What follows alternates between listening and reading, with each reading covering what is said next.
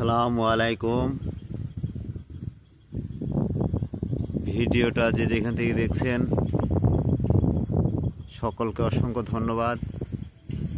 আর আজকে আমরা নিয়ে এসেছি সেই যারা ওয়ান হাইব্রিড ঘাসের চারা। এই যে দেখুন, এই যে এটাকে একটা কাটিং দেওয়া হয়েছে। এই যে দেখতে পাচ্ছেন, এটা পয়লা এক কাটিং দেওয়া হয়েছে, দিয়ে আবারও ফের বাইর হয়েছে।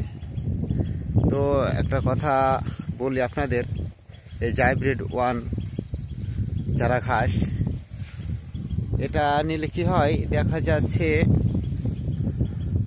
অনেকের গরু বাছুর আছে, দেখা যাচ্ছে আপনার এই কাটিংটা নিলেন, দিয়ে জমের আইলে আপনারা এইভাবে লাগাবেন। দেখা যাচ্ছে দেখেন কলার ক্ষেত, দেখেন ভেতরে আইল তো এমনি পড়ে থাকে মানুষের, এই আইলে এই ঘাস হয়ে যাবে, প্লাস আপনার আবাদও হয়ে যাবে।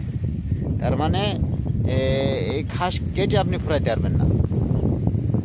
আপনার যদি একটা কিছুটা গরু থাকে, যদি আইলে আপনারা লাগে থন, তাহলে আপনার ঘাস ফুরাইতে পারবেন না। এই হাইব্রিড ওয়ান চারা ঘাস এ খুব দ্রুত বাড়ে।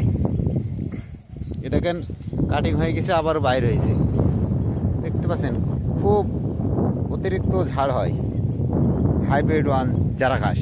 যারা নেবেন ইনবক্সে যোগাযোগ করবেন, অথবা আমাদের ডিসক্রিপশনে নাম্বার দেওয়া থাকবে, যোগাযোগ করবেন। ভালো থাকবেন, সুস্থ থাকবেন, ধন্যবাদ।